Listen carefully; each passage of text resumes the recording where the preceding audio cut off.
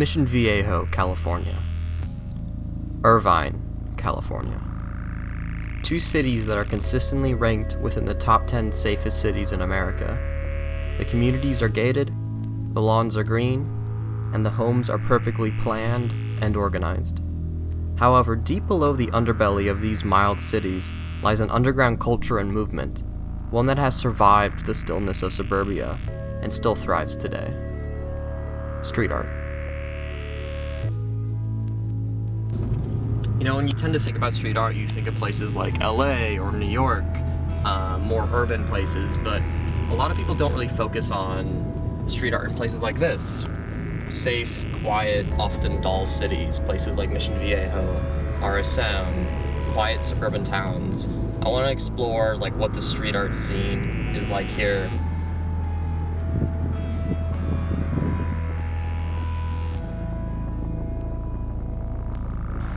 Alright, so yeah, right down here, this little sewer is one of the only places in RSM and Mission Viejo where you can get away with street art. This is actually where I spent a lot of time growing up here.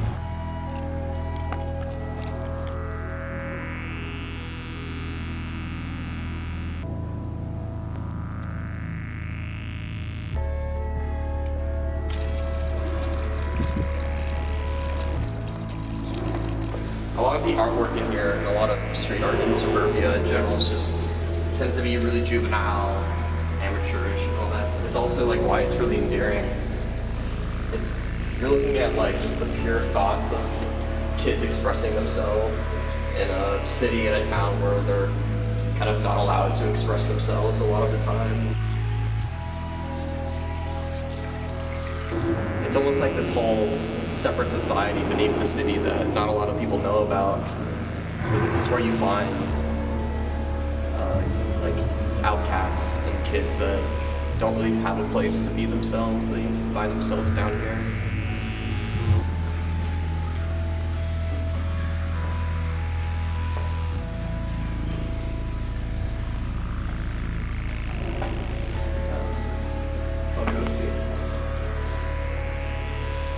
Here we have a homecoming message. I stole your idea, but will you still go with me? Homecoming. It's true love right there.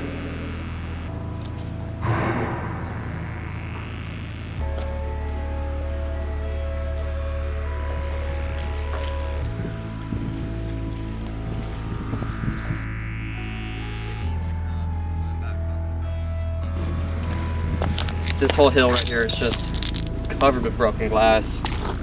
Obviously, people were partying here not too long ago. But this is just kind of a normal sight. I mean, this is what you do in RSM when you're 16 and you're just a punk kid.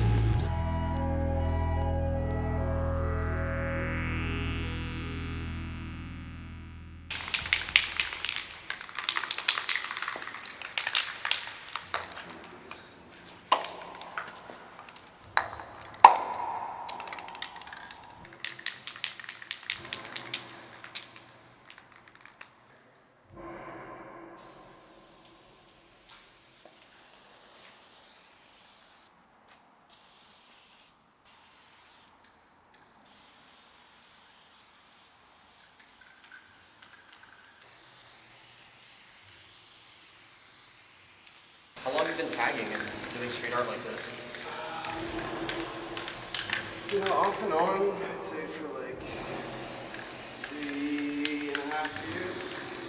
So, not much, but I don't know, I always had like a respect for it. I don't know, it's like, it's secretive, you know, it's like, which is weird because typically a lot of people think that like, oh, graffiti's only for like making a name for yourself and oh, you want everybody to see it and you want as many people to know your name as possible, and like that's what a lot of people think when they imagine like graffiti specifically. And that is true, you know, in an urban setting, I guess, and that's one facet of graffiti, but especially around here, it's like, it's much more about just like, I guess getting the people who matter to see your stuff.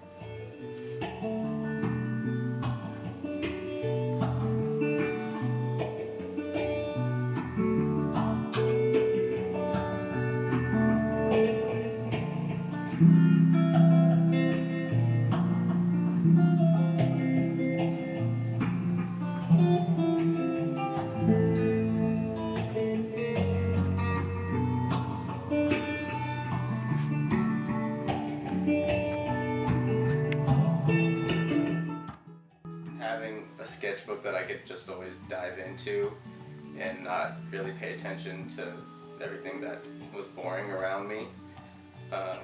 It was just fun.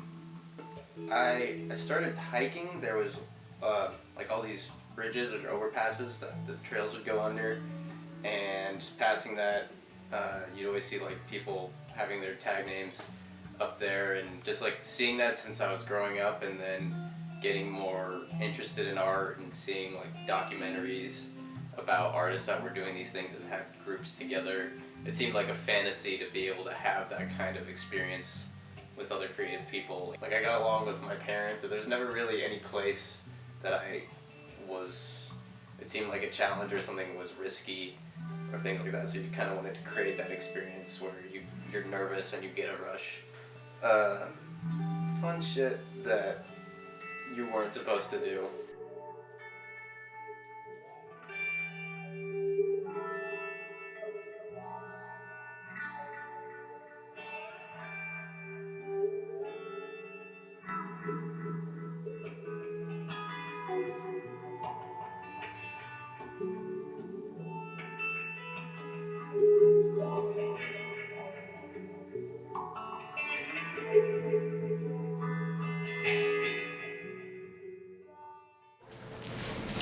How'd you find this place? So I think through a buddy Andrew, his buddy JP, I guess used to tag, or do something or other street art. But I think he somehow knew about the place. And this was like, I think 2 years ago or something that Andrew showed me. And it's just one of those things that like somehow you just like remember where places are. But yeah, I mean, this place is like gotta be top 5, maybe even like the best that I know of, just for like the sheer size of it, but also like some of the, I mean, just looking around in this area, like some of the stuff up here is just like freaking golden. No, I mean this is beautiful. Awesome. It's beautiful art. Like, and there's, I mean, you can see some names. This guy up here is Steez, he's really big. I actually met him down in St. Clemente randomly. He's a really cool guy. Is he based out here? Yeah, so he, mostly in St. Clemente and like Dana Point, but I guess he comes up here too. But he is with a group, his crew I think is, they used to be called 3K. Yeah, so up there, I guess now they're WOR. Yeah. But 3K is right under it, see that? Yeah. So I guess Rex and C's, I guess, is this thing. I have no idea what that is, but I love it.